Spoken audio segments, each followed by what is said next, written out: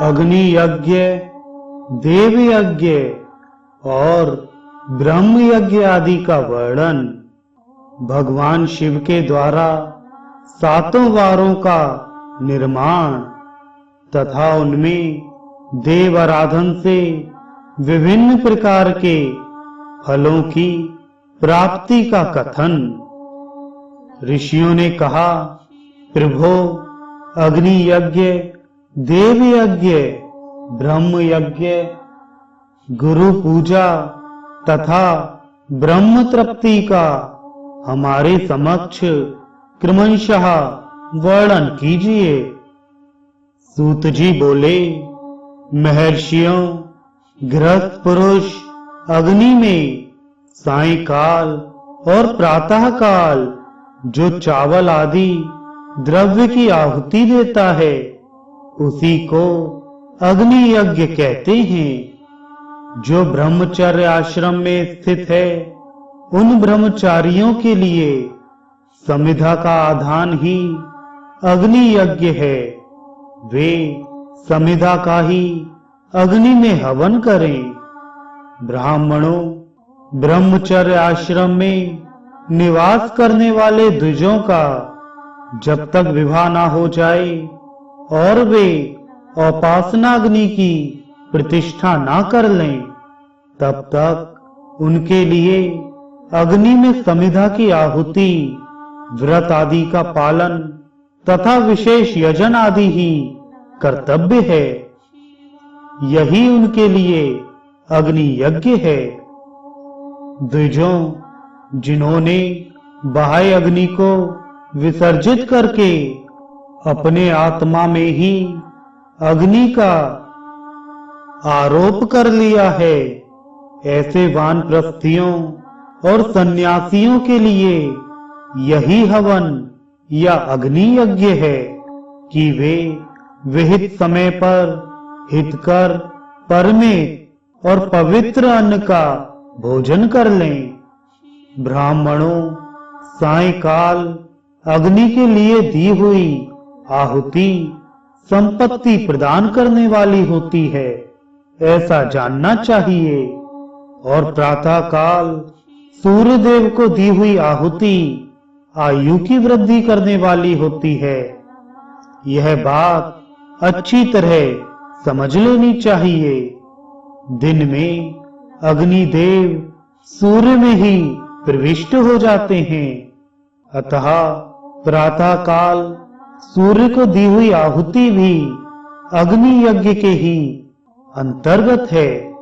इस प्रकार यह अग्नि यज्ञ का वर्णन किया गया।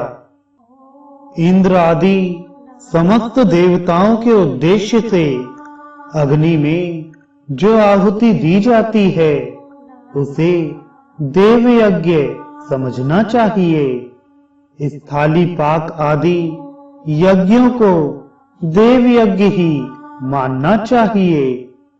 लौकिक अग्नि में प्रतिष्ठित जो चूड़ाकरण आदि संस्कार निमित्तिक हवन कर्म हैं, उन्हें भी देव यज्ञ के ही अंतर्गत जानना चाहिए। अब ब्रह्म यज्ञ का वर्णन सुनो। द्विज को चाहिए कि वह देवताओं की तृप्ति के लिए निरंतर ब्रह्म यज्ञ करे। वेदों का जो नित्य अध्ययन या स्वाध्याय होता है उसी को ब्रह्म यज्ञ कहा गया है। प्रातः नित्य कर्म के अनंतर सायंकाल तक ब्रह्म यज्ञ किया जा सकता है। उसके बाद रात में इसका विधान नहीं है। अग्नि के बिना देव यज्ञ कैसे संपन्न होता है, इसे तुम लोग श्रद्धा से और आदर पूर्वक सुनो। सृष्टि के आरंभ में समस्त लोगों के उपकार के लिए वारों की कल्पना की गई। वे भगवान शिव संसार रूपी रोग को दूर करने के लिए वैद्य हैं। सबके ज्ञाता तथा समस्त औषधों के भी औषध हैं। उन भगवान ने पहले अपने वार की कल्पना की जो आरोग्य प्रदान करने वाला है। तत्पश्चात अपनी माया शक्ति का वार बनाया जो संपत्ति प्रदान करने वाला है। जन्म काल में दुर्गतिग्रस्त बालक की रक्षा के लिए उन्होंने कुमार के वार की कल्पना की। तत्पश्चात सर्वसमर्थ महादेव जी ने आलस्य और पाप की निवृत्ति तथा समस्त लोकों का हित करने की इच्छा से लोक रक्षक भगवान विष्णु का वार बनाया। इसके बाद सबके स्वामी भगवान शिव ने पुष्टि और रक्षा के लिए आयु करता त्रिलोक सृष्टा परमेष्ठी ब्रह्मा का आयुष कारक वार बनाया जिससे संपूर्ण जगत के आयुष्य की सिद्धि हो सके। इसके बाद तीनों लोकों की वृद्धि के लिए पहले पुण्य पाप की रचना हो जाने पर उनके करने वाले लोगों को शुभाशुभ फल देने के लिए भगवान शिव ने इंद्र और यम के वारों का निर्माण किया। ये दोनों वार क्रमशः भोग देने वाले तथा लोगों के मृत्यु भय को दूर करने वाले हैं। इसके बाद सूर्य आदि 7 ग्रहों को जो अपने ही सर्वभूत तथा प्राणियों के लिए सुख दुख के सूचक हैं, भगवान शिव ने उपयुक्त 7 वारों का स्वामी निश्चित किया। वे सबके सब ग्रह नक्षत्रों के ज्योतिर्मय मंडल में प्रतिष्ठित हैं। शिव के वार या दिन के स्वामी सूर्य हैं। शक्ति संबंधी वार के स्वामी सोम हैं। कुमार संबंधी दिन के अधिपति मंगल हैं। विष्णु वार के स्वामी बुध हैं। ब्रह्मा जी के वार के अधिपति बृहस्पति हैं। इंद्रवार के स्वामी शुक्र और यमवार के स्वामी शनैश्चर हैं। अपने अपने वार में की हुई उन देवताओं की पूजा उनके अपने अपने फल को देने वाली होती है। सूर्य आरोग्य के और चंद्रमा संपत्ति के दाता हैं। मंगल व्याधियों का निवारण करते हैं। बुध पुष्टि देते हैं। बृहस्पति आयु की वृद्धि करते हैं। शुक्र भोग देते हैं और शनिश्चर मृत्यु का निवारण करते हैं। ये 7 वारों के क्रमशः फल बताए गए हैं जो उन देवताओं की प्रीत से प्राप्त होते हैं। अन्य देवताओं की भी पूजा का फल देने वाले भगवान शिव ही हैं। देवताओं की प्रसन्नता के लिए पूजा की 5 प्रकार की ही पद्धति बताई गई। उन देवताओं के मंत्रों का जप यह पहला प्रकार है। उनके लिए होम करना दूसरा, दान करना तीसरा तथा जप करना चौथा प्रकार है। किसी वेदी पर प्रतिमा में, अग्नि में अथवा ब्राह्मण के शरीर में आराध्य देवता की भावना करके 16 उपचारों से उनकी पूजा या आराधना करना 5वां प्रकार है। इनमें पूजा के उत्तरोत्तर आधार श्रेष्ठ हैं। पूर्व के अभाव में उत्तरोत्तर आधार का अवलंबन करना चाहिए। दोनों नेत्रों तथा मस्तक के रोग में और कुष्ठ रोग की शांति के लिए भगवान सूर्य की पूजा करके ब्राह्मणों को भोजन कराएं। तदनंतर एक दिन 1 मास, 1 वर्ष अथवा 3 वर्ष तक लगातार ऐसा साधन करना चाहिए। इससे यदि प्रबल प्रारब्ध का निर्माण हो जाए तो रोग एवं जरा आदि रोगों का नाश हो जाता है। इष्ट देव के नाम मंत्रों का जप आदि साधन वार आदि के अनुसार फल देते हैं। रविवार को सूर्य देव के लिए, अन्य देवताओं के लिए तथा ब्राह्मणों के लिए विशिष्ट वस्तु अर्पित करें। यह साधन विशिष्ट फल देने वाला होता है तथा इसके द्वारा विशेष रूप से पापों की शांति होती है। सोमवार को विद्वान पुरुष संपत्ति की प्राप्ति के लिए लक्ष्मी आदि की पूजा करे तथा सपत्नी ब्राह्मणों को घृत, पकवान, अन्न आदि का भोजन कराए।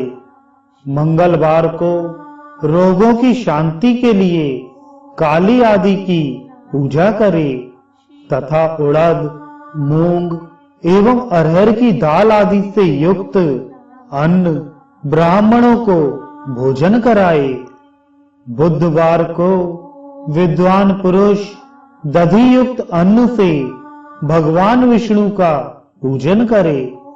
ऐसा करने से सदा पुत्र, मित्र और कलत्र आदि की पुष्टि होती है।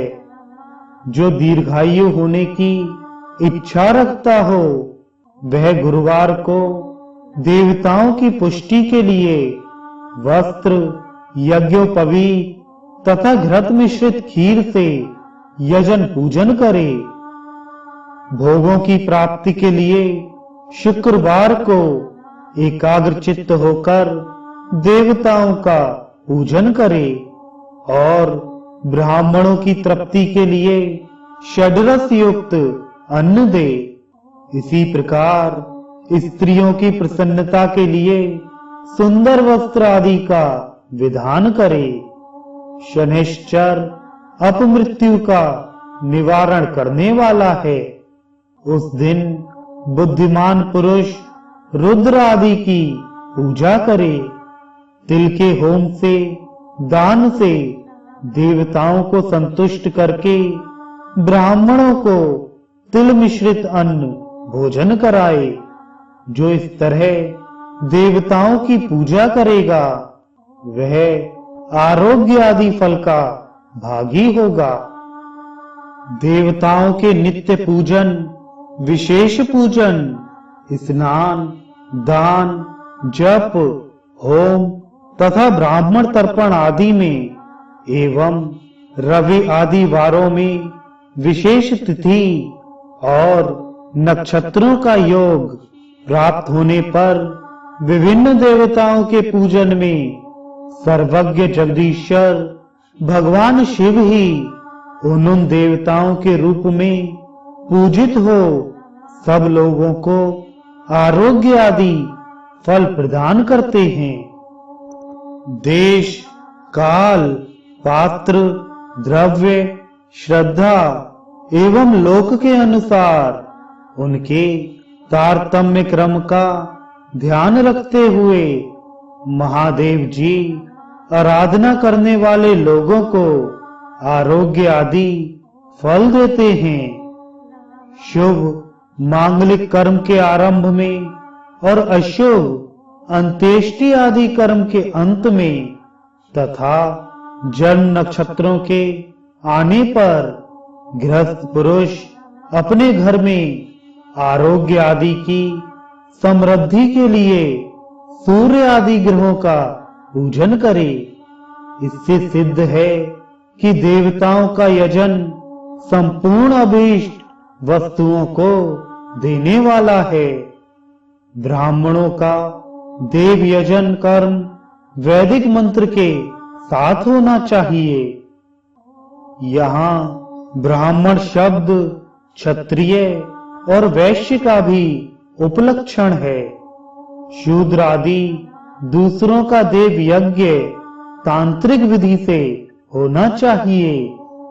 शुभ फल की इच्छा रखने वाले मनुष्यों को सातों ही दिन अपनी शक्ति के अनुसार सदा देव पूजन करना चाहिए। निर्धन मनुष्य तपस्या द्वारा और धनी धन के द्वारा देवताओं की आराधना करे। वह बार बार श्रद्धा पूर्वक इस तरह के धर्म का अनुष्ठान करता है और बारंबार पुण्य लोकों में नाना प्रकार के फल भोग कर पुनः इस पृथ्वी पर जन्म ग्रहण करता है। धनवान पुरुष सदा भोग सिद्धि के लिए मार्ग में वृक्षादि लगाकर लोगों के लिए छाया की व्यवस्था करे।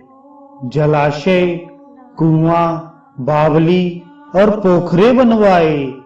वेद शास्त्रों की प्रतिष्ठा के लिए पाठशाला का निर्माण करे तथा अन्य प्रकार से भी धर्म का संग्रह करता रहे। धनी को यह सब कार्य सदा ही करते रहना चाहिए। समयानुसार पुण्य कर्मों के परिपाक से अंतःकरण शुद्ध होने पर ज्ञान की सिद्धि हो जाती है। द्विजों, जो इस अध्याय को सुनता, पढ़ता अथवा सुनने की व्यवस्था करता है, उसे देव यज्ञ का फल प्राप्त होता है।